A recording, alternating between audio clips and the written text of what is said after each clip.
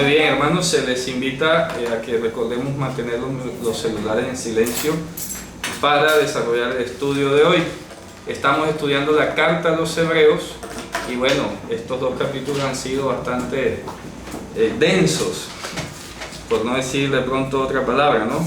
Han sido muy densos en el contenido, pero estamos sosteniendo una vez más aquí la tesis fundamental teológica importante de que Yehoshua es Dios sobre todas las cosas, ¿okay? Y que esto pues conlleva el concepto de la unicidad y saber que es Dios mismo el que ofreció su cuerpo en sacrificio. Y eso es lo que hemos estado hablando. Habíamos quedado en el capítulo 2, vamos a ir al versículo, directamente al versículo 6, dice, que habíamos quedado por allí, voy a retomar para desarrollar algunas ideas que estaban pendientes, ¿no? Entonces dice, porque alguien, ¿cierto?, dio testimonio en algún lugar diciendo, ¿qué es Enosh? Ma Enosh, está citando el Salmo 8. ¿Qué es Enosh? Él hace una pregunta. Esto derivó, pues obviamente, el comentario de que cuando el escritor de ese Salmo, el Salmo 8, redacta esas palabras, partimos de un principio fundamental. El principio fundamental del que partimos es que toda la palabra es inspirada por Dios. O sea, ese es el marco general. Toda la escritura es inspirada por Dios. Mismo Yehoshua dijo, tu palabra es la verdad. ¿Cierto? Partimos de allí. Entonces, cuando el escritor del Salmo redacta este texto, pues evidentemente sabemos y tenemos que tener en cuenta que está siendo inspirado por Dios mismo, ¿no? Y él pregunta entonces, de acuerdo a lo que está recibiendo allí, a la revelación que está recibiendo, fíjense que si leemos la estructura del Salmo, él hace una primera afirmación, que también sale citada en el Evangelio. Él dice, de la boca de los niños, de los fetos, dice allí. No dice niños, sino fetos, es decir, los niñitos que no saben ni hablar, ¿cierto? Están en su etapa apenas formativa. Dice, mi pi odelim de yonekim yisataos. Tú fundaste la alabanza o fundarás la alabanza. ¿Cómo así? Y se la cita con relación a estos niños y estos bebés que no hablan, o los lactantes, como dice allí. Lo que se está refiriendo es a aquellos que no tenían teología. Aquellos que no tenían capacidad de pronunciarse sobre nada. Por eso es que la cita con relación a los apóstoles de él y con relación a todo lo que le estaban escuchando, porque dice, de la boca de los fetos y de los lactantes tú fundarás la alabanza. Mi pi yonekim olelim be yonekim yisataos. Así dice. Eso es importante que lo tengamos claro, ¿no? Hashem iba a fundar la alabanza a partir de una renovación espiritual que iba a estar por encima de los que ya podían hablar, porque está hablando de los que no pueden hablar. Y ya en Israel había muchos, como dice en otro lugar, es que porque decís sabemos, en vuestros pecados permanecéis, ¿cierto? Porque decís vemos. Así muchos decían vemos, sabemos, ya escuchamos, ya oímos. Oísteis que fue dicho, pero todavía no habían entendido. Por eso hablamos de las parábolas, ¿se acuerdan? El objetivo de las parábolas era llevar al pueblo el entendimiento básico de la Escritura con el objetivo de que se arrepintiera, ¿ok? Entonces el Salmo empieza haciendo esa afirmación, Salmo 8, pueden ir a leerlo por allá rápidamente, que voy a ir retomando algo que ya mencioné en la clase anterior. El Salmo empieza diciendo, Adonai, Dios, Señor nuestro, cuán grande es tu nombre en toda la tierra, por lo cual da tu gloria sobre los cielos. ¿Okay? Dice, cuando veo los cielos, la obra de tus manos, sigue diciendo, ¿verdad? Porque tú fundarás la alabanza en la boca de los bebés, de los lactantes, ¿verdad? Y dice, cuando veo los cielos, la obra de tus manos, la luna y las estrellas que tú afirmaste, ¿qué es Enosh? En últimas. ¿Y qué es el Ben Adam? Ahí donde dice hombre, seguramente lo han traducido igual, ¿verdad? ¿Qué es el hombre? ¿Qué es el hombre y qué más? Para que tengas de él memoria. Y el hijo del hombre, para que lo visites. correcto. Pero en hebreo tenemos dos palabras distintas allí. Él pregunta primero, ¿qué es Enosh? y qué es el Ben Adam. ¿Okay? Enosh, ya lo habíamos dicho, pues que es una palabra que en hebreo describe al hombre de baja condición, de una condición débil, ¿ok? Enosh.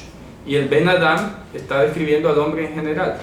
El Adam es el hombre en general, el que porta las características de Adán. O, en sentido teológico, como lo habíamos dicho, era la versión disminuida de la deidad. Él se está preguntando, ¿quién es este que viene, verdad? Que tú lo vas a disminuir un poco menos que a un Elohim, pero tú lo vas a coronar de gloria y honores. O sea, le está viendo una disminución, porque allí hay un problema en la traducción que han puesto, tú lo harás o lo has hecho un poco menor. Ahí no aparece el verbo hacer. ¿Okay? Un poco menor de los ángeles. Correcto, entonces hay que corregir eso, porque el traductor de repente en su momento pensó que era una buena forma de decirlo, pero tiene un problema teológico, y es que si estamos refiriéndonos a Yehoshua como el Mesías, es teológicamente inviable decir allí lo hiciste, ¿ok? Porque él no es creado. Se contradeciría su Claro. propia teología en cuanto a la divinidad del Mesías. Es correcto, entonces ya no tiene sentido, y de hecho algunos cultos se han basado de esto para decir que entonces el Mesías es el primer creado, el primogénito de la creación y otras cosas que no tienen nada que ver, ¿ok? Entonces, estamos diciendo que allá aparece el verbo y es disminuir. Tú lo disminuirás un poco menos que un Elohim. Y habíamos hablado toda la gama de sentidos que tiene la palabra Elohim. ¿De acuerdo? Que aparte de designar a Dios o en su atributo del amor, la plenitud de la deidad manifestado en amor, hemos visto pues que la palabra Elohim designa a todo aquel a quien Dios le habló, y eso implica ángeles, sacerdotes, profetas, jueces, etc. ¿Ok? Todos esos son Elohim. Y habíamos dicho la diferencia que cuando Él vino acá, dijo, póstrense ante Él todos los Elohim. Póstrense ante Él todos los Elohim. Esa es la tesis que ha venido sosteniendo el autor. Entonces conecta el Salmo 8 teológicamente y dice, claro, es que Él no sujetó a los Elohim, o sea, a los mensajeros, ni siquiera a los ángeles, ¿ok? No sujetó a los Elohim, hablando en plural, a ninguno de sus siervos, yendo desde lo alto, ni desde los ángeles hasta el último de los profetas. No sujetó a ningún Elohim el reino, el mundo que permanece, como habíamos hablado, el mundo permaneciente, acerca del cual estamos hablando. Pero alguien dio un testimonio en cierto lugar. Es decir, que si no es ninguno de sus siervos, entonces ¿a quién lo sujetó? Porque aquí hay un testimonio. Y ahí dice, que es Enosh para que tú lo recuerdes, y que es el Ben Adam para que tú lo visites, lo traigas de visita. Dice, tú lo disminuirás un poco, braji, dice en griego, esa palabra la quiero señalar, voy a escribirla acá, porque nos va a servir para entender algo a continuación. La palabra braji es un poco, puede ser de tiempo, en general, cualquier cosa, ¿ok? Un poco, un poquito, braji. Tú lo disminuirás un poco con relación a los Elohim, y gloria y honor le coronarás. Dice, todo lo sujetarás debajo de sus pies. Todo lo sujetarás debajo de sus pies. Entonces, ¿qué dice a continuación el verso? ¿Quién nos sigue leyendo, por favor?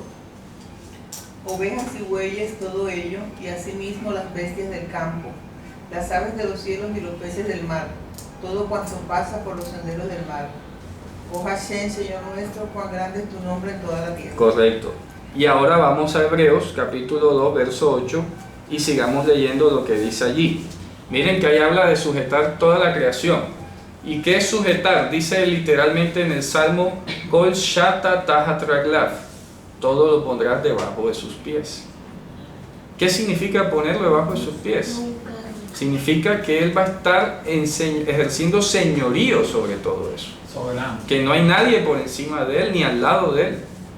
Todo el mundo tiene que someterse a Él. Por eso, como dice el profeta Zacarías, toda rodilla se doblará y toda lengua confesará que Yehoshua es Hashem, el Señor. ¿Okay? Braji. Braji es la palabra clave con la que vamos a estar trabajando ahora. Es griega. Sí. Vamos a ver entonces Hebreos 2.8. ¿qué continúa diciendo? Dice, porque en lo que ha dicho de que sujetó a él todas las cosas, nada ha dejado que no sea sujeto a él. O sea, está diciendo que todo va a ser sujeto, ¿no? Dice, pero ahora vemos qué cosa, ¿qué dice? Mas aún no vemos que todas las cosas les son sujetas. Todavía no, ¿ok? Habíamos hablado de esto en el libro Apocalipsis con relación a Corintios, ¿se acuerdan que lo discutimos allí? Y habíamos dicho pues que el postrero enemigo a vencer es la muerte, y eso implica a Satanás. Cuando ya Satanás sea sujeto, sea y la bestia y el falso profeta y todas estas cosas que habíamos hablado sean depuestos, entonces se cumplirá la escritura, sorbida es la muerte por la victoria. Entonces, ¿qué dice el 9? Y, ¿qué dice ahí? Ahí se repite la palabra braji. Pero vemos aquí el Jesús coronado de gloria y de honra, que se ha hecho un poco menor que los ángeles. Dice, y al que es un poco con relación a los ángeles, ¿verdad? ¿Qué dice a continuación? Disminuido, vemos. Mira lo que está diciendo. No vemos todavía que todas las cosas lo sujetan, pero sí estamos viendo qué cosa. Estamos viendo aquel que ha sido un poco disminuido con relación a los Elohim. ¿A quién? A Yehoshua. ¿De acuerdo? ¿Para que qué? ¿A través de la qué? Por haber padecido la muerte. Por haber padecido la muerte, la gloria y la honra será coronado. Por haber padecido la muerte, con honra y gloria será coronado. Entonces dice, de tal manera que, ¿qué dice a continuación? Por todos gustase la muerte. De tal manera que por todos gustase la muerte. Hay algunos manuscritos que agregan la palabra o admiten la palabra Haritichu, que es la gracia de Dios. ¿Ok? Entonces dice, de tal manera que por la gracia de Dios, por todos gustase la muerte. Ya hemos hablado de la palabra Elohim, que es el amor. Entonces ahí en vez de decir por la gracia de Dios, le hace por la gracia del amor de Dios. Por todos gustase la muerte. Pero insisto, esa última parte se considera agregada según una variedad de manuscritos. Igual no tiene repercusión teológica. ¿Cuál es la última parte exacta? Donde dice, de tal manera que por la gracia de Dios, por todo gustase la muerte. Ese último verso está como en tela de juicio, ¿no? Su pertenencia como tal. Ahí están los manuscritos que consideran los más antiguos, que dicen que de repente no debía estar allí. Pero bueno, sigamos.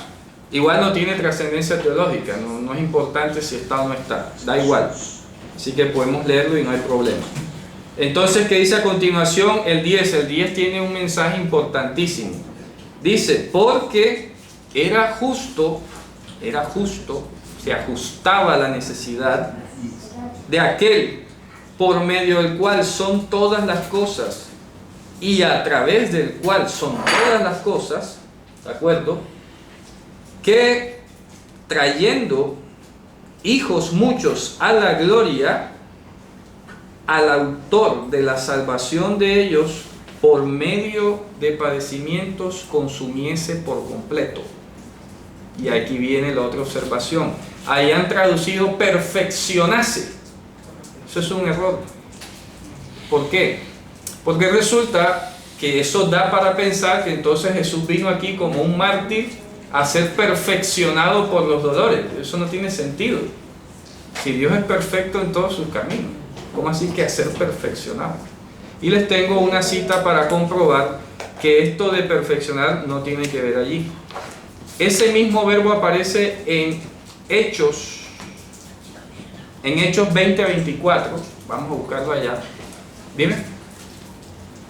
Aquí dice, menciona consumado. Lee el verso completo, por favor. Porque convenía de aquel por cuya causa son todas las cosas y por el cual todas las cosas subsisten, habiendo de llevar a la gloria a muchos hijos, y si es consumado por aflicciones al autor de la salud de ellos. Excelente, vaya. Excelente. ¿Se dan cuenta que no es que yo quiera cambiar la Biblia ni nada de esas cosas? ¿Qué versión es esa? Reina Valera. Bueno, fíjense. La 1909, seguramente. Piensen ustedes, ¿ah? Sí, porque yo tengo aquí la... Entonces, hay un problema en la traducción, que se ha divulgado la idea de que entonces Jesús vino aquí a ser perfeccionado. No es ser perfeccionado. Lo que está diciendo el texto es que Jesús vino aquí a morir como un sacrificio que se consume completo. ¿Ok?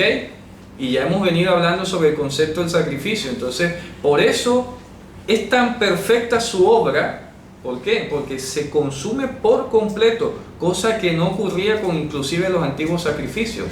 Porque acuérdense que los antiguos sacrificios se comían una parte y solamente eran quemadas algunas partecillas de ahí. Pero dice él que entonces ofreció por completo su propio cuerpo en sacrificio. Por eso dice allí, era necesario entonces, ¿de acuerdo?, que a través de muchos padecimientos se consumase por completo. Y es importante esta palabra completar que sale allí, es la palabra griega, le voy a decir por ejemplo, teleose, se pronuncia así, teleose, ¿de acuerdo? Teliose, aparece con así, teliose, porque esta palabra cuando está diciendo que el sacrificio de Yehoshua fue consumido por completo, o que fue llevado hasta el fin, ¿okay? Fue llevado hasta el fin significa que se agotó. Ser llevado hasta el fin no significa perfeccionar allí nunca. Por ejemplo, llevar hasta el fin algo sale en Hechos 20:24, leando. La misma palabra idéntica. Entonces, ¿por qué allá no dicen perfeccionar? Sino que allá sí ponen terminar o llevar al cabo o llevar al fin. ¿Ya? Entonces ya tú te das cuenta que hay un criterio muy vago de traducción. Porque siendo la misma palabra la traducen de dos maneras distintas. Hechos 20:24, ¿quién lo lee? Mas de ninguna cosa hago caso, ni estimo mi vida preciosa para mí mismo. Solamente que acabe mi carrera con gozo y el ministerio de recibir del Señor Jesús para dar testimonio del Evangelio. Ahí donde han dicho que acabe mi carrera, ahí sale el verbo teliose. O sea, que llegue hasta el fin, que termine, que llegue hasta el punto donde tenía que llegar. El fin. De ahí viene la palabra telos, que tanto han traducido el fin de la ley es Cristo. Hombre, la llenura, lo último a donde llegaba la Torá era Mashiach. Ese es el telos. Entonces, el fin de la ley es Cristo, pero ¿cuál fin? ¿Por qué no traducen la perfección de la ley es Cristo, digamos? Ahí sí no conviene, ¿verdad? Aquí sí ponen perfeccionar a Cristo por padecimiento como si fuera un hombre que redime a la raza humana. Queremos ley, queremos ¿Ya? libertad. Sí, exacto, pero entonces no ponen que Cristo es la perfección de la ley, que deberían ponerlo, ¿no? Si hubiese un criterio objetivo y homogéneo de traducción, pero no ponen la perfección de la ley es Cristo. Ahí sí ponen el fin de la ley es Cristo. ¿Ya? O sea que aquí estamos jugando, aquí estamos jugando aquí. Entonces repito, está diciendo que por el hecho de que iba a llevar muchos hijos a la gloria, cosa que estamos obviamente esperando que sea pronto, dice, ¿verdad? Era necesario entonces que el autor de la salvación de ellos fuese llevado hasta el final, a través de padecimientos. Eso es lo que está diciendo ahí, fuese llevado hasta el final, fuese agotado, fuese terminado por medio de padecimiento, pero no perfeccionado, porque Yehoshua no necesitaba ser perfeccionado en nada. ¿Se dan cuenta? Una palabrita cambia una teología, y por eso es que hay diversas interpretaciones. Yo le he dicho últimamente a los hermanos que me preguntan siempre que qué versión leen, y vean, primero de todo busque una Biblia de estudio, ya, una Biblia de estudio, por lo menos dos. Una Reina Valera 1909, que ha demostrado, fíjense ustedes, acertarle varias veces. Y búsquese pronto una Biblia Jerusalén de estudio también. Ya, y así. Con esas dos, por lo menos lea más de una versión distinta, ya, que sea distinta. Y contraste, porque es que leer la Biblia, el ejercicio de leerla implica estudiar. Esto no es un tratadito que tú lo vas a leer allí como reflexiones mañaneras, bueno, es que tienes que sentarte a estudiar. ¿Explico? Sacar tus herramientas, tu diccionario, mapa, todo. que estudiar. A veces no hay tiempo, pero bueno, aquí estamos haciendo un granito de arena, ¿no? Aportando justamente toda esa recolección de información que no es fácil a veces reunirla, y revisando el texto directamente lo que dice aquí, por encima de lo que los traductores les haya dado la gana de poner, ¿verdad? Bien, entonces ¿qué dice el 11? Porque el santificando, o sea, el que santifica, y los santificados, ¿qué dice? De uno son todos. ¿Qué significa ese de uno son todos? Versículo tal. En el 11. Vamos. Sí, miren qué pasa con el español. El español tiene un problema de ambigüedad muy tremendo. Si yo digo, presten mucha atención, que el que santifica y los santificados son de uno, eso suena como que estos dos grupos le pertenecen a alguien más, ¿cierto? Celebra Jerusalén. No, ahora vas a ver, dice, de uno son todos. Ah, ¿viste? Dios... Como si ambos grupos fueran de uno. Es correcto. Como no dice lo mismo, dice, acá dice otra cosa. ¿Qué dice? Pues tanto el santificador como los santificados tienen todos el mismo origen. Por ahí va, se aproxima un poco, pero hay que explicar qué pasa allí. Resulta que desde el principio de la carta está diciendo que todo cuanto existe ha sido creado a partir de él, ¿ok? O sea que aquí el punto de partida, ¿quién es? Él, Yehoshua, ¿ok? Él parte siendo Dios sobre todas las cosas, y luego ha manifestado su amor y se ha disminuido como siervo, ¿ok? Se ha disminuido como siervo. Ha venido aquí a ofrecer un servicio, un corbán. Acabamos de ver que ha sido consumido por padecimientos, etc. Entonces, ¿qué significa esta expresión que dice, porque el que santifica y los santificandos? ¿Sabe qué dice en griego? Ex genos pantis. Ex genos pantis. ¿Qué significa eso? Ex genos. Está diciendo que parten, por eso digo, hermano, que está aproximada la traducción, pero hay que explicarle de todas maneras. Están partiendo de uno solo. No es que le pertenezcan a uno. ¿Me explico? Es distinto. Porque si yo digo que Jesús, Yehoshua, le pertenece a Dios, es de Dios, entonces Dios como que es aparte. Y está Jesús allá y su pueblo acá. Como un posesivo. Sí, como un posesivo. Pero resulta que el castellano tiene ese problema de ambigüedad con el de, porque no siempre es de posesivo. Hay un de que es ablativo, que el castellano se quedó corto, como latín vulgar que fue en su momento, y se quedó corto en su concepción de las preposiciones.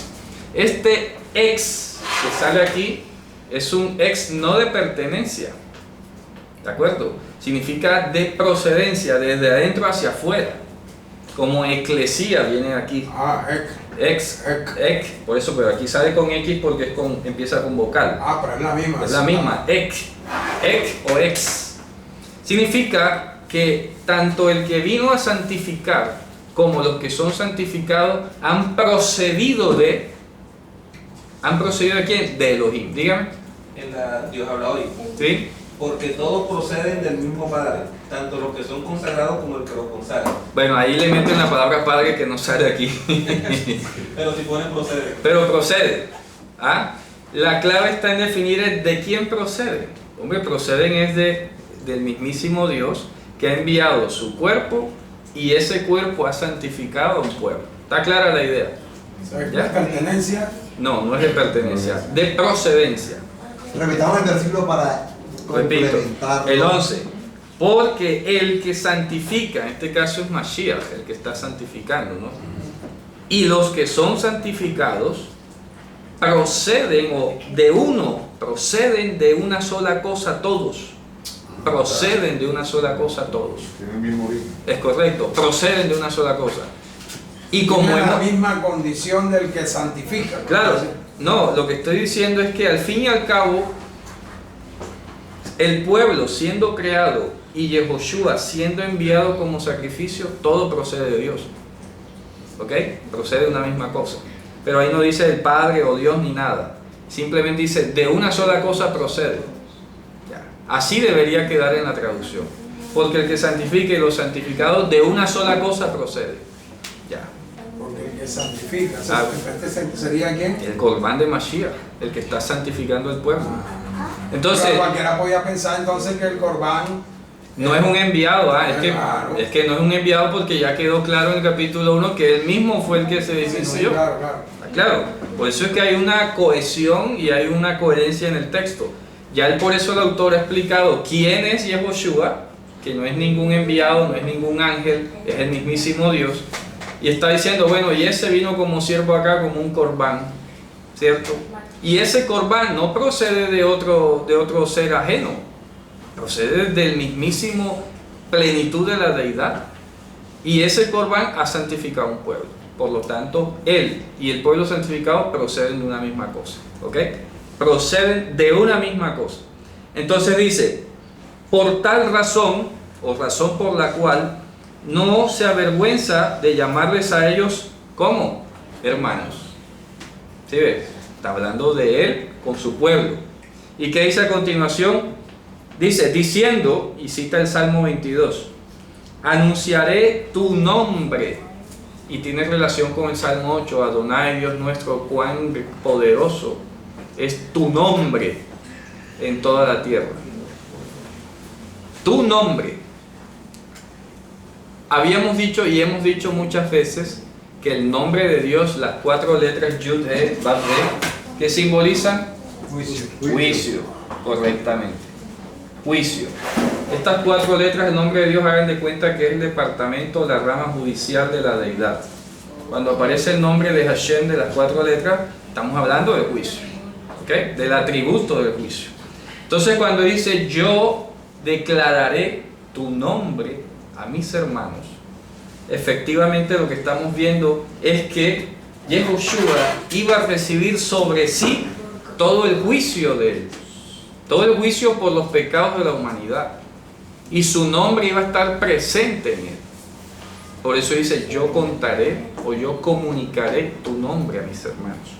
Diciendo, ¿verdad? A continuación dice, en medio de la eclesía. Oye, ahí aparece la palabra eclesía. Y la eclesía entonces sale en el Salmo 22. La eclesía no nació en Hechos capítulo 2. ¿Ok? La iglesia no nació en Hechos capítulo 2, que todo el mundo pues suele decir, ¿no? Que la iglesia nació en Pentecostés. La iglesia no nació en Pentecostés. Ya el rey David la había mencionado. ¿Ok? Asapra shimcha lehai betoch kahal ahaleleka. Declararé tu nombre a mis hermanos en medio del kahal. Te alabaré. Fíjate tú. Y otra vez dice, ¿yo qué? Anunciaré a mis hermanos tu nombre, en medio de la congregación te alabaré. Sí, pero luego dice a continuación, y otra vez, Y otra vez yo confiaré en él. bueno, vamos a analizar eso que no es, dice yo confiaré en él. ¿Quién en quién? Es la pregunta, dime. Padre, antes de que siga avanzando, ¿en qué sentido entendemos que nos llamen mis hermanos? Claro, coherederos. Coherederos. Hermano es coheredero. Claro. Y como hizo el mismo Mesías, amigos, ya no llamaré más siervos sino amigos, porque el siervo no sabe lo que hace su Señor. Y cuando dice que somos hermanos de Él, hombre, sabemos que, como dice en Juan capítulo 1, nosotros hemos sido adoptados, hemos recibido la potestad de ser llamados hijos de Dios, pero no somos iguales hijos directamente de la deidad, ¿no? Obviamente. Dígame, hermano. De la verdadera tipo de iglesia. Sí, bueno, fíjate tú. Iglesia debe salir en el Salmo 22, escrito por el rey David, inspirado por Dios. La iglesia no nació en Pentecostés. Eso es algo que tenemos que tener claro, porque si se sigue dando ese mensaje que la iglesia nació en Pentecostés, entonces persiste de fondo la teología del reemplazo, la teología supersesionista de que ahora la iglesia reemplazó al antiguo pueblo de Dios y que por lo tanto la iglesia es mejor y el Nuevo Testamento es mejor que el Antiguo Testamento, y así sucesivamente. Pero no, si ya tú sabes y te acostumbras a leer la iglesia desde Éxodo, desde Génesis 28, cuando empieza a aparecer por primera vez la palabra sinagoga y luego aparece eclesía, Deuteronomio 9:10, ya te vas acostumbrando que la iglesia es parte de la literatura del así llamado Antiguo Testamento. Pero si tú vas a ver la palabra iglesia solo en el Nuevo Testamento, entonces tenemos un problema de parcialización. Tenemos una vista corta, estamos viendo con un solo ojo, ¿ok? Pero hay que acostumbrarse a ver la palabra iglesia en todo el Antiguo Testamento o el Testamento de los Antiguos, como debería leerse. Entonces vamos a analizar lo que dice aquí. Ahí no dice yo confiaré en él, ¿de acuerdo? No, ¿por qué? ¿Por qué sabemos que no dice eso? Porque el autor está citando Isaías 8:17. Vamos a leerlo. Vamos a leer Isaías 8:17. Él está recurriendo a este texto como soporte de lo que está diciendo. Está hablando, repito, de la idea de aquel que fue consumido por los padecimientos y que procede de la misma fuente de donde emanó el juicio y también la santidad. Y por lo tanto dice Isaías 8:17. Vamos a leer desde el 16 para que vean el sentido que tiene esto. ¿Qué dice ahí el 16? Ata el testimonio, sella la ley entre mis discípulos. Esperaré pues al Señor, el cual escondió su rostro de la casa de Jacob, y a él aguardaré. Bueno, ahí hay un asunto interesante. Vamos a ver por qué. Amarra el testimonio, sella la Torá, ojo, en mis instruidos. En mis instruidos, me gusta que diga en mis discípulos, en lo que son mis instruidos. Quiere decir que si alguien se va a identificar como un instruido de Dios, tiene que tener atada la Torá y el testimonio.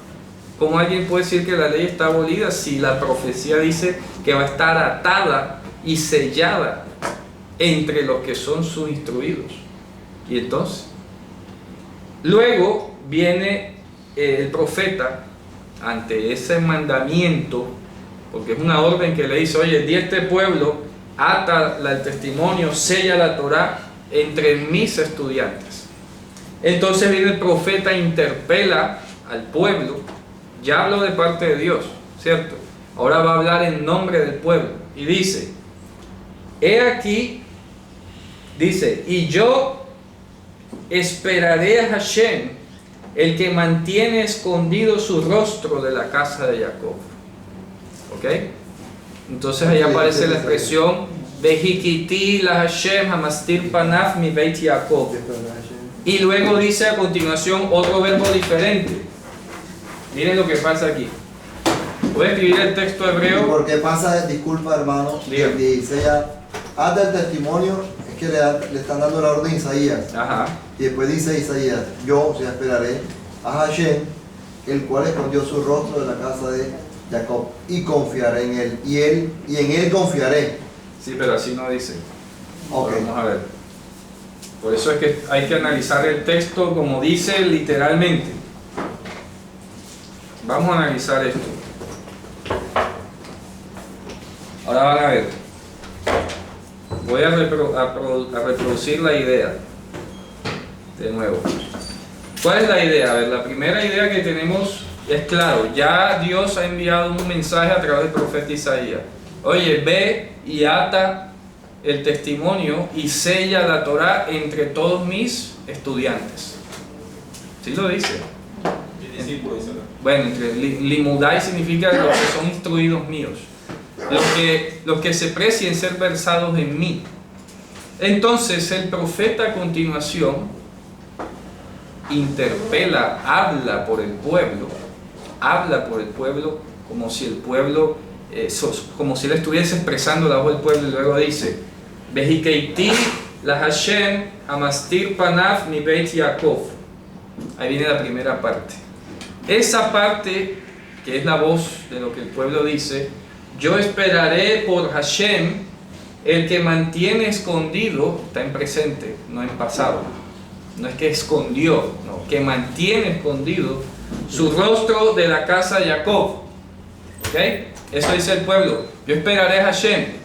Y la divina respuesta para eso que dice el pueblo, Dios le responde a continuación y le dice, Bekibeitilo. Dice, pero yo lo esperaré a él de vuelta. ¿A quién? ¿cierto? Vamos a explicarlo. Presten mucha atención para que captemos la idea. Pues de hecho yo siempre he dicho, este pedacito para mí es el verso más hermoso de la Escritura. Para mí. Estas dos palabritas de acá. ¿Ok? Pero quiero que lo entendamos de la misma manera. El pueblo responde, voy a repetirlo, el pueblo responde: yo esperaré a Hashem, el que mantiene escondido su rostro de la casa de Jacob. Dios responde a continuación: y yo lo esperaré de vuelta. ¿Qué esperará de vuelta Dios? El pueblo. Que regresen convertidos. No, En la segunda venida. su corbán, Su segunda venida. su corbán. De Joshua. Ah. Ojo, el pueblo dice: yo esperaré a Hashem. Eso implica que Hashem va a venir. Pero cuando sale desde lo alto, desde los cielos, aquí está, voy a graficarlo de esta manera. Presten mucha atención, para que nos ubiquemos en el diálogo. Aquí tenemos a Hashem, vamos a poner que Hashem está acá. Voy a poner aquí Hashem. Y acá está el pueblo, Israel. Israel le dice: yo esperaré a Hashem, que ha mantenido su cara oculta de la casa de Jacob. Listo, eso implica que Hashem va a venir, pues dice: yo lo voy a esperar. O sea que va a venir, porque ha dicho: sella, amarra el testimonio y sella la Torá. O sea, eso implica que va a venir. ¿Está claro? Quiero que lo dimensionemos. Primero dio una orden, pero la orden que dio de atar y de sellar implica que Él va a venir aquí, ¿ok? A hacer ese trabajo. Entonces por eso dice: bueno, lo que ya me queda es esperarlo. Pero resulta que la divina providencia de acá dice en respuesta: y yo lo esperaré de vuelta. ¿Ya? Y yo lo esperaré de vuelta. Con razón dice a continuación, ¿qué dice? Hebreos: Aquí estamos yo y los hijos que me ha dado Hashem. Elohim. Ojo, porque entonces Isaías sigue diciendo: Hine anoji ve'hailadim asher natan li Hashem leotot ulomoftim be'Yisrael. ¿Ok? Significa que este juicio, como hemos hablado, el nombre de Dios implica juicio, este de aquí. ¿Ok? Este juicio descendió acá, hizo el corbán, y luego el corbán se presenta ante el tribunal y dice: aquí yo y los hijos que me dio ¿quién? El juicio divino. ¿Está claro? ¿Ya? Porque el juicio de los cielos dijo: oye, este pueblo, yo mantengo mi rostro escondido de este pueblo. ¿Ya? No lo quiero ni ver.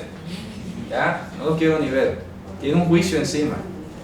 Entonces el pueblo dice: oye, yo esperaré al que tiene escondido su rostro de la casa de Jacob.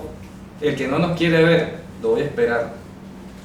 Fue cuando entonces va el corbán, el tribunal de los cielos, que mantiene escondido su rostro, Hashem, dice: y yo lo esperaré de vuelta, a ver si ya no escondo más mi rostro. ¿Me hago entender? ¿Ya? Entonces dice: y yo lo esperaré de vuelta a él. Como el tribunal de los cielos, el decreto de la Torá en los cielos, está esperando que llegase el corbán de vuelta a ver qué es lo que hizo. ¿Qué dice a continuación el corbán? He aquí yo y los hijos, o entiéndase siervos, también subordinados. He aquí yo y los niños, dice literalmente, el adén o los subordinados. He aquí yo y los niños que me dio ¿quién? El juicio divino. ¿Entiéndase?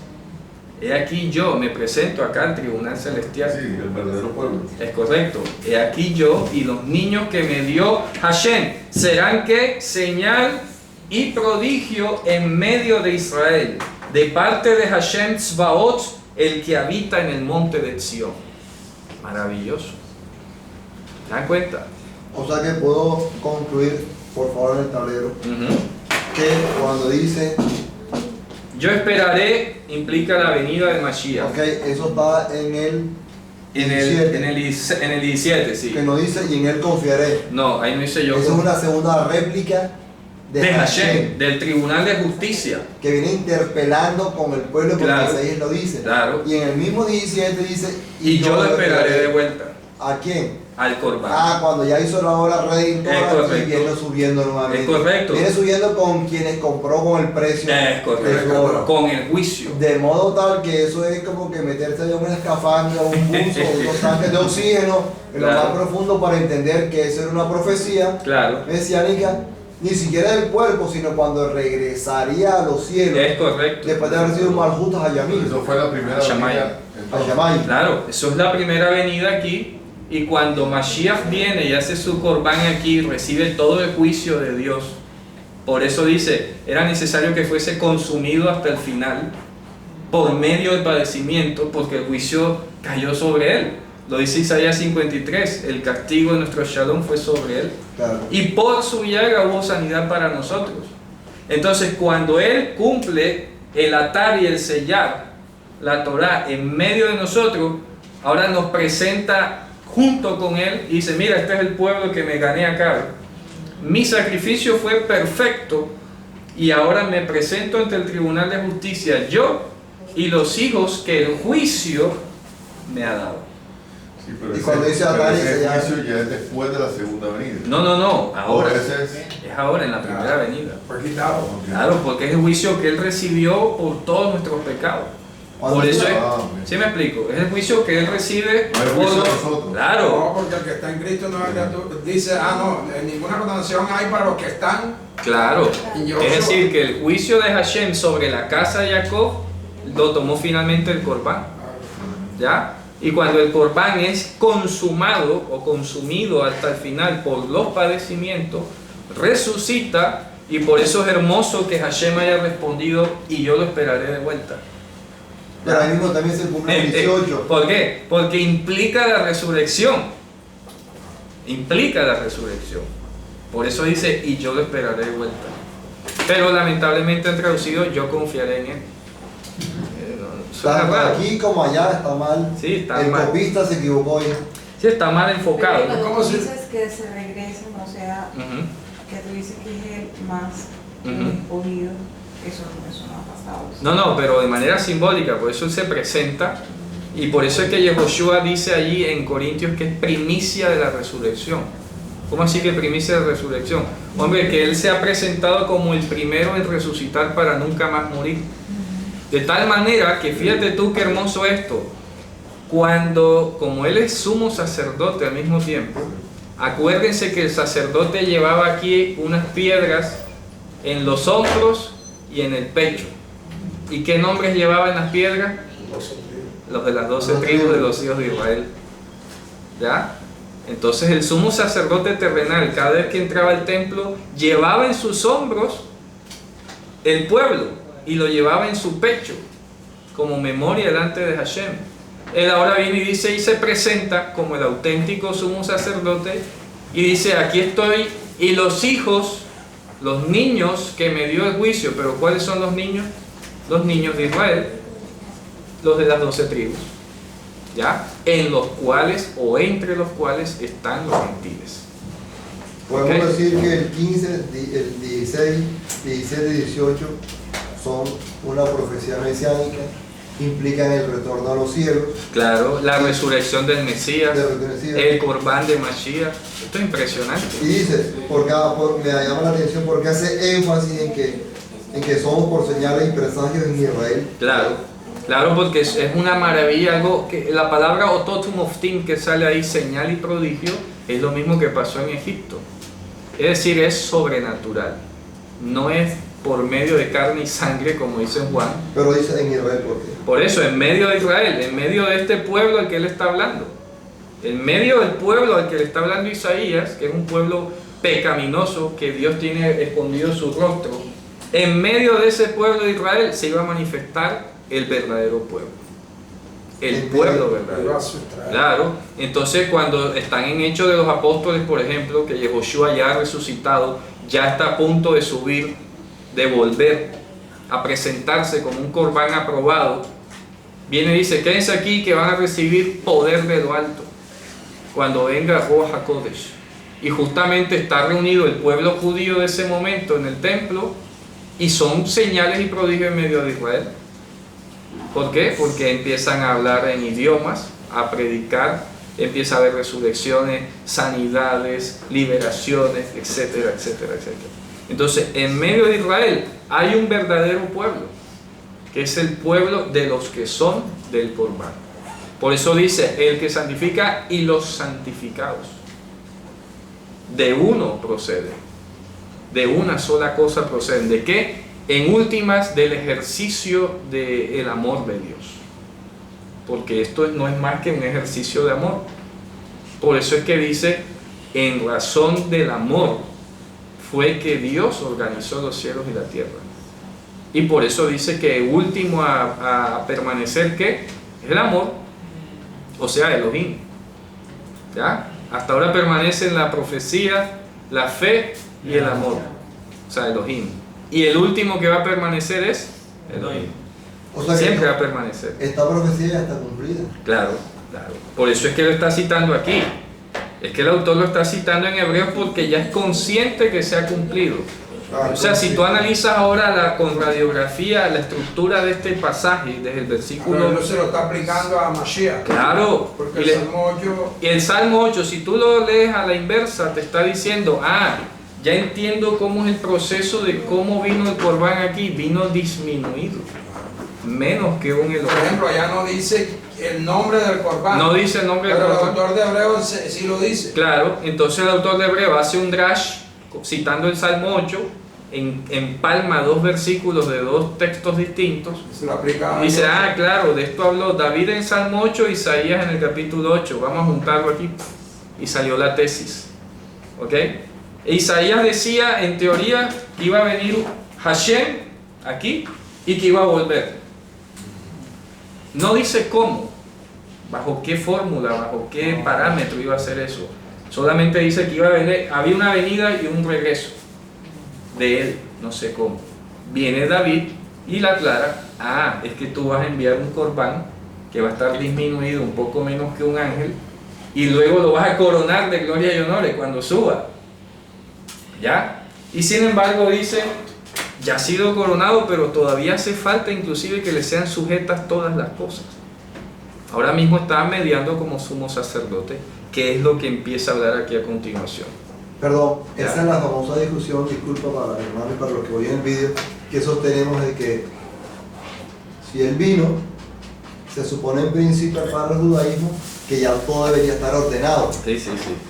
pero vino, está como sumo sacerdote Claro. sentado en el trono de la majestad de los cielos, pero eso no implica que todo su enemigo esté postrado. Claro, porque es que dice que el postrer enemigo a vencer es la muerte, que todas las cosas deben estar sujetas debajo de sus pies, y todavía no vemos que todas las cosas le sean sujetas. ¿Por qué? Porque hay un proceso de ¿qué? ¿Qué es lo que está haciendo o cuál es el efecto directo ahora mismo de la mediación de Mashiach acá, coronado como sumo sacerdote? ¿Cuál creen que es el efecto o sigue siendo el efecto? Atar y sellar. Eso es lo que está haciendo ahora. El efecto sigue teniendo vigencia aún hoy. Después de haber venido hace 2000 años, todavía se está cumpliendo la profecía de atar y sellar la Torah en medio de los instruidos. ¿Está claro? Entonces, cuando ya entre el último, como dice Pablo en Romanos, cuando ya haya ingresado la plenitud de los gentiles, a quienes se les debe atar y sellar la Torah, entonces todo Israel será salvo. Vendrá el Redentor desde Sion, desde la Jerusalén celestial, va a aplastar a todos los enemigos, va a eliminar la muerte y todas las cosas. ¿Sí ves?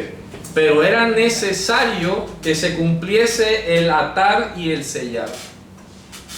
No podía existir eso, no podía darse de otra manera. Dios determinó que debía haber alguien que pagara el precio. De hecho, hace poco les decía, hay un pasaje en Isaías que dice que Dios echó a ver si había alguien que mediara y no había nadie que hiciera el contacto. Eso está en Isaías por allá en el 50 y algo. Si algún hermano puede buscar en hebreo la palabra mafguía, eso está en Isaías, mafguía, es en el 50 y algo, permítame ver si lo alcanzo a encontrarle rapidez. ¿Sí era 50 y qué? No, es que vago un poco con el texto del versículo, pero sé la palabra.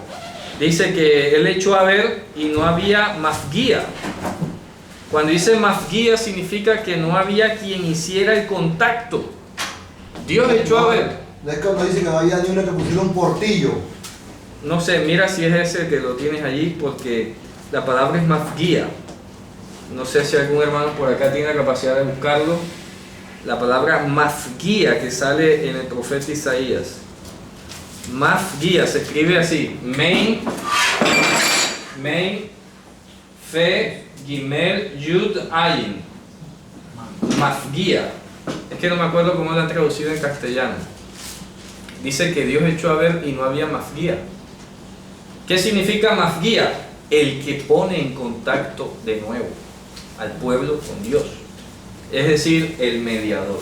Esto es otra palabra. Sí, Isaías 31. No, no había mediador. Yo sé que está al final, en el 50 y algo. Lástima que no recuerdo el verso exactamente. Pero bueno, dejémoslo allí de No había tarea. nadie que intercediera. Algo así. Mira, a ver, que ver si lo tienes allá a la mano. No había nadie que intercediera, no había mafguía. Lastimosamente me acordé ahora del texto y no lo traje anotado y yo lo buscaría, pero luego se interrumpe la conexión. Bueno, después lo colocamos allí. Ein mafguía. Muy bien. Entonces, insisto, aquí el punto es por qué el pueblo judío debe entender que la primera venida del Mesías no implica la transformación del mundo. Esa es la pregunta clave aquí. Claro. Ese es el punto de inflexión.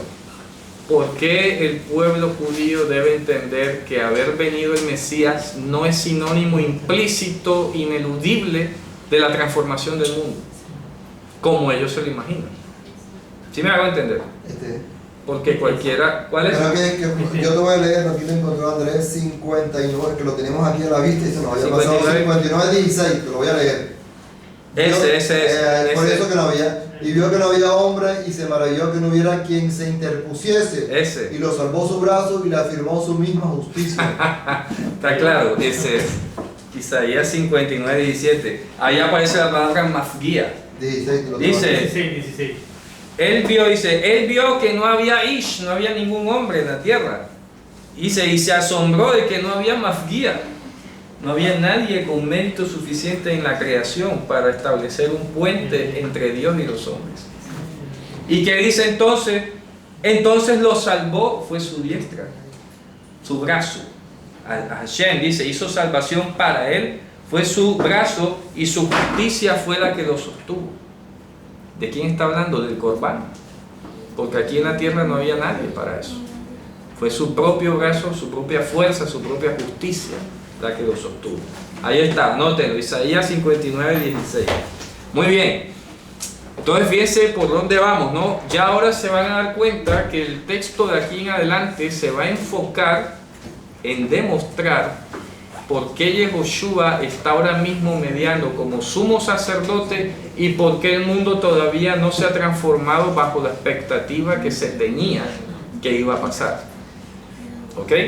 ¿Por qué? La respuesta es porque era necesario que se atase y se sellase la Torá entre sus estudiantes, entre sus discípulos. Ya. Y no había otra forma de que pasara. ¿Por qué? Porque para que eso ocurriese tenía que haberse eliminado primero el juicio de Dios de encima del pueblo. ¿Ok? Sí, porque cualquiera diría, bueno, pero cuando si Dios viniese, pues tenía el poder de transformarlo todo enseguida. Ay, ¿quién pagaba la deuda? ¿No está diciendo aquí Isaías que no había ningún Ish, no había ningún Mafguía? Bueno, listo, yo voy allá, pero si yo llego allá los acabo con mi santidad. Porque ustedes tienen un juicio en su cabeza ardiendo aquí. ¿Ya? Y si yo voy, los acabo. A ver, tiren algo, pues. ¿Quién va a ser el mediador? ¿Quién tiene el mérito de decir, oye, mira, perdónanos que ya yo salvé al pueblo? Nadie. Y entonces, ¿cómo hacemos contacto nosotros?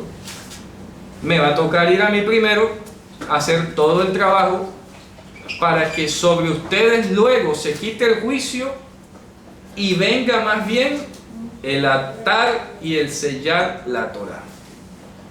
Y eso entonces implica que para que el mensaje no solamente abarque, porque también Isaías había profetizado que iba a ser la salvación hasta lo último de la tierra, por eso era necesario que inclusive el atar y el sellar la Torá saliese de los límites de Israel.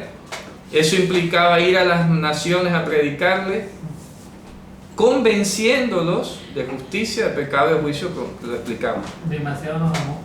Oye, entonces, ¿qué más quiere? Ah, pues. Vino aquí, pagó el precio, subió el mérito, derramó Ruach HaKodesh y ahora nos enviaba a predicar. Demasiado. Entonces, en tanto que entre el último de la plenitud de los gentiles, porque pudiera alguno decir, bueno, pero ya todos los 16 millones de judíos fueron evangelizados. Hay los gentiles. Su palabra, dice el Salmo 19, que debe llegar desde un extremo de la tierra hasta el otro. ¿Ya? Y por toda la tierra ha salido la voz de la conversión. su palabra, a través de la cual eventualmente y por su gracia llegue la conversión. Porque es que no todos los gentiles van a convertir, así como no todos los judíos se van a convertir. ¿Qué determina? ¿Ya? Pero él tiene que expandir la palabra, tiene que dejar testimonio de que a todos les llegó. El Correcto. testimonio. El testimonio. Hey, ya vino alguien que murió, subió y derramó esto. Ya. Tú verás. No, y simplemente más allá de eso es que él va a determinar, porque por ejemplo Pablo no a todos le impuso las manos y no todos recibieron el Espíritu Santo, pero a todos les dio testimonio de que hay un juicio. Oye, ¿sabes que todos nosotros tenemos un juicio encima? Dios ha quitado el juicio encima, pero para eso es necesario que ocurra algo en ti para que seas salvo. Que ocurra Dios en ti. Si no ha ocurrido Dios en ti, como dice el Mesías, si no creéis que yo soy, en vuestros pecados moriréis. Ya. Entonces, si una persona tú dices, oye, mira que tienes que creer en el Mesías o exhibir fidelidad hacia Él porque Él fue el que pagó el precio de tu juicio, la persona dirá, bueno, ¿y cómo hago yo? Hombre, entonces pidamos para que venga de la presencia del Señor el poder de su santidad. Mientras tanto, si eso no ha ocurrido y tienes la duda de que ha ocurrido o no ha ocurrido, congrégate, asiste, porque eso será un indicio de que en ti ha ocurrido la salvación. Por eso, no dejando de congregarnos como algunos tienen por costumbre, mucho más cuando aquel día se acerca. Pero ¿qué vamos a hacer ante una persona que tú le has predicado todo esto, ya, y sin embargo no accede a ser parte del pueblo de ningún lado? Hombre, está más lejos todavía. ¿Me explico? Está más lejos en teoría o en perspectiva que aquel que por lo menos se está congregando. Porque esa es otra, es la teoría de que yo creo, pero voy cuando quiera, cuando se me antoje. No, y No es sobre... necesario congregarse. Es correcto. Y sobre todo, ojo, sobre todo que vale decir también que no es el que se congrega el que te va a salvar. Así es. No es eso. Pero por lo menos estás escuchando permanentemente. Estás viniendo a escuchar testimonios, palabras, y eso va renovando tus pensamientos. No, dijo que daría testimonio. Ahora, Claro. A ver, la experiencia es importante de la conversión. Claro. Pero yo hoy precisamente estaba pensando en algo. Y era que a veces no es suficiente esa primera experiencia con el Señor. No, hay que congregarse, hay Ya. que estudiar. Claro, no es suficiente porque es que, a ver, llegan momentos, él dijo, en el mundo tendrás aflicciones. Ya me Claro. Cuando uno llega al Señor tiene una aflicción, llega con una aflicción, ¿verdad? Con una necesidad, cualquiera que sea. Cualquier índole. Índole. Pero no quiere decir que ahí se acaban todas las aflicciones. Claro. Pueden venir unas y hasta Y peores. hasta otras, en oposición Ya. de la carne, del mundo. Exactamente. de Entonces, esa confianza ya la tuviste en el momento en que... todo. Esa experiencia de reconciliación ya pasó. Ya la tuviste. Pero tienes que seguir congregando. Pero ¿cómo vas a seguir teniendo esa misma confianza, Claro. ¿ya me entiendes? Y fidelidad a Dios, Claro. sino por el testimonio que Él mismo te vaya dando dentro de esa misma Claro, y es experiencia? que si tú en verdad has recibido el atar y el sello de la Torá en ti, eso te va a impulsar a querer congregarte. Porque vas a querer estudiar Torah. Meditando de Sí, porque es que la Torah, cuando dice ata y sella la Torah, no se te instaló un software aquí y ya te la sabes toda. No, es que tienes que ir a congregarte para que estudies, para que aprendas, para todo lo que estamos haciendo aquí. Dice que da testimonio nuestro Ruach, Claro, ya, de que somos hijos de Dios. herederos. Claro, herederos, escogidos.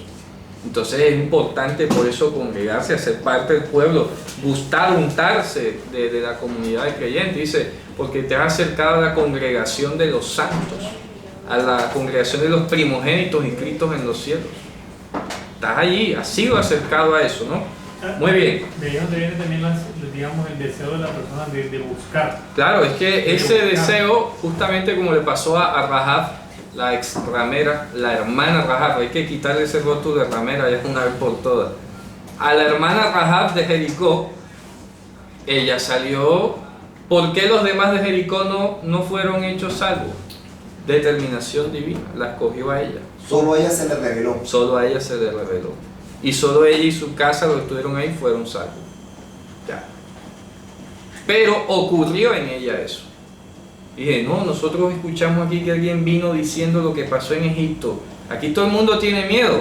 Pero fíjate tú, a pesar de que tienen miedo, buscan refugiarse en otra cosa, en su ejército, en sus murallas. No, yo me voy con ustedes. ¿De dónde le salió eso? ¿Porque ella era más inteligente? No, no es por más inteligente, estoy seguro que no era por eso. Ah, ella era la más astuta, la que se le conectaron las neuronas. El mérito nunca es humano. ¿Ok? Nunca es humano, es La elección divino, la elección divina. O sea, que es posible una persona que nunca haya aceptado que el Señor la escoja. Sí, un momento, es que nunca lo hace, es que ninguno de nosotros nunca lo ha aceptado. Nunca nadie de nosotros, Él nos ha escogido. Ya, porque yo me acuerdo, pues a todos nosotros, ¿no? De alguna manera y de alguna forma nos predicaron acerca de Jesús. Irregular o regular o como haya sido, pero es que tiene que ver esa ocurrencia de Él en nosotros. Tiene que producirse el atado y el sellado. El querer como el hacer. Es correcto, el querer y el hacer. Así es, porque lo dice en Efesios, ¿cierto? Porque el querer y el hacer proceden ¿es de quién? De Él. De Dios. Muy bien. Mira, Rahab, de ahí viene descendencia. Claro, del Mesías, claro. De ahí Claro. viene el Mesías. De ahí viene el Mesías. De ella, Según la carne. según la carne, pues. De una elección puntual de una sola persona en Jericó. De una un- gentil. Claro, de una persona gentil que no tenía linaje ni nada, y ahí paz. La introdujo allí. Increíble, ¿no? ¿Cierto? Ella creo que se casa con, no me acuerdo ahora, ahí dice Esrom o Pérez en Mateo, vamos a leerlo. Sí, ahí dice en Mateo, ahí dice. Esrom o Pérez, algo así. En Mateo 1, en la genealogía, ahí lo dice. En el, dice Judá que te función te llene se parece Sara, Tamar parece de Esrom a Nagram, Aminadab, Nazón, Salmón y son Boaz. Boaz de Rahab. Salmón fue el descendiente de Judá que se casó con Rahab. ¿Mateo qué? Mateo 1.5, veanlo. Mateo 1.5, ahí está, clarísimo, ¿cierto? Salmón de Jenesenton Boaz et Rahab. ¿Quién es Boaz? Boaz es el abuelo del rey David. ¿Ya? O sea que Rahab es la tatarabuela. Sí. ¿Cierto? Ahí está. Y del rey David vino según la carne el Mesías. Interesante, ¿no? ¿Cierto? Bueno, vamos a ir leyendo otra vez en Hebreos la elección divina. Dígame, hermano. En el capítulo de Hebreos donde habla acerca de la fe, Ajá. después la fe y todo eso, se empiezan a nombrar a varias personas Sí, como Abraham, Sí. Moisés y eso. Y Rahab es la única mujer que nombran en ese capítulo. bueno, fíjate tú, parte de esa O sea, elección divina. No nombran a ninguna otra mujer dentro de la... De la lista. Sí, o sea, es exaltada su fe. Y es una elección, pero no la de ella, no la de Dios manifestada en ella, porque en ella se manifestó el atar y el sellar de Dios. Ve, Testimonio. ve, ata y sella. Eso no le está, hey, átense ustedes ahí, no. Le está diciendo a alguien, ve, ata y sella. ¿Cuál es la diferencia? Normalmente en castellano dicen ata o sella, pareciera, pero aquí hay una preposición que distingue la categoría de esos dos verbos, porque ata y sella. Es que son cosas distintas. Acuérdense que esto tiene que ver con el cantar de los cantares. Átame como un sello sobre tu mano y séllame como un sello en tu corazón. Y eso tiene que ver con la Torá, en la mano y el corazón, pensamientos.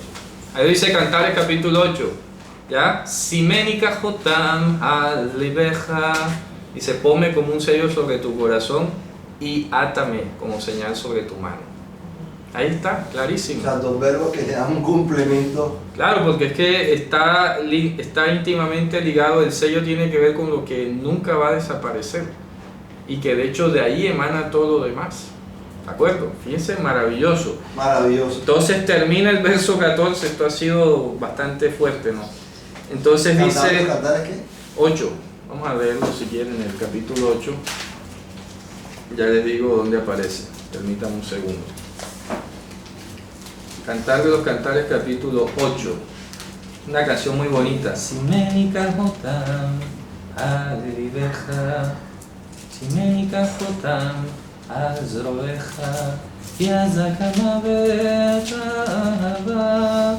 Aquí en el 8, ¿verdad? Dice así. Vamos a buscarlo. Un momento, a ver. Ponme, dice siménica, aquí en el 8.6. Siménica jotam alibeja, siménica jotam azroeja, kiazakama betahava, kasha kishol kina, veshafeha vishpeyesh alabatzia. Así se canta. Bueno, 8.16. Cantar de los Cantares. 8.6. 16, o es 6. 6. 8.6, sí, bien. Ok, ya vamos a ir terminando porque esto se va a volver más denso todavía. Entonces, vamos a llegar a leer el verso 14 y lo dejamos hasta allí. ¿De acuerdo? Porque vamos a explicar, allí hay otro enlace en la traducción que también complicó un poco la lectura, pero pues para ampliarlo debidamente lo vamos a dejar para la próxima, ¿no? Dice, entonces, ¿qué dice el 14? Por tanto, así como los hijos participan de la sangre y de la carne, así también participó él de las mismas. Ve, ahí traducen, él participó de la misma, ¿verdad? ¿Qué dice? ¿Para qué? Para aniquilar mediante la muerte del Señor de la muerte, es decir, el diablo. Bueno, entonces el verso 14 debe leerse de la siguiente manera. Porque los hijos tuvieron, porque ahí lo dice, tuvieron en común, los hijos tuvieron en común carne y sangre. Él también, entonces ahí nos dice participó. Él también recibió junto con ellos. ¿Qué recibió junto con ellos? El juicio. ¿Sí ves? Entonces normalmente se traduce como que Jesús se volvió carne y sangre. Es que si Jesús se hubiese vuelto carne y sangre, habría sido igual de pecador que ellos. Lo que está diciendo es que Él se puso al lado, porque ahí lo dice la palabra paraplesión, metesgen tonaton. Significa que Él se puso al lado de ellos y recibió el juicio. Ellos participaron de carne y sangre. Bueno, Él, ahí no dice Él participó de lo mismo. No, ahí no dice eso. Se está diciendo que Él se puso al lado y recibió junto con ellos. Es diferente. Dice que ellos, ¿cómo que dice? Comienza con... Dice, por tanto, como los niños, de los que él acaba de hablar ahora, y aquí yo y los niños que Dios me dio, que el juicio me dio, ¿okay? El ejercicio del juicio me dio, por tanto, como esos niños tuvieron en común carne y sangre, también él se puso al lado y recibió de ellos. Así dice. Pero ahí no dice que él participó de lo mismo. ¿Qué recibió de ellos? El juicio. ¿Y qué juicio recibieron ellos? El juicio que estaba pendiente de Dios para ellos. Como dice ahí, que ha ocultado su rostro de la casa de Jacob. ¿Qué más quieres? Lo que dice Isaías, no había quien mediara, no había quien hiciera el contacto. Eso es juicio, juicio del castigo eterno. ¿Ya? No había forma. El pueblo, por su sola actuación, había hecho mérito suficiente para ser destruido. Ya, no había forma de repararlo. Pero como Dios había dado un juramento de que la simiente de Abraham sería como las estrellas del cielo, y le dio una promesa de la Jerusalén celestial, dijo, no, aquí la única forma de que la palabra que yo di Entonces, se cumpla, tendría yo que ir a morir. entonces es un No hay modismo. otra. Claro. Carne y sangre.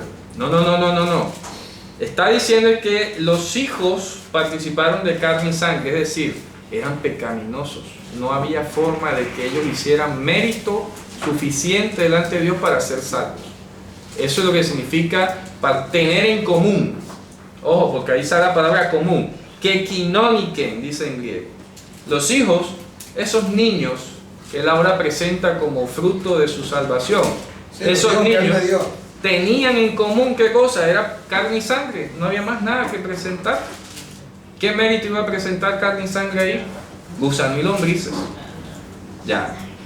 Entonces dice, entonces también él vino y se puso al lado de ellos y recibió de ellos. ¿Qué recibió? El juicio, para poderlos liberar a ellos y presentarlos como herederos ahora. Es el juicio el que recibe. ¿Ok? Dice, para que, mira lo dice ahí, para que por medio de la muerte echara abajo al que tenía a la potestad de la muerte, esto es al diablo. Por eso, Ahí está. entonces, de alguna manera es un modismo. Carne y sangre es juicio, es muerte. Es muerte, es simplemente incompetencia para generar mérito. Carne y sangre es sinónimo de pecaminosidad. ¿Ok? Fíjense que cuando Yehoshua resucitó dijo carne y hueso. Tóqueme que un espíritu no tiene carne y hueso como ve que yo tengo. Porque carne y sangre no pueden heredar el reino de los cielos, lo dice Pablo en Corintios. Carne y sangre, que es sinónimo de no herederos del reino de los cielos. Lo dice Pablo. Carne y sangre no pueden heredar el reino de los cielos. Es decir, la corrupción no hereda la incorrupción. Sinónimo de carne y sangre, ¿qué es? Corrupción.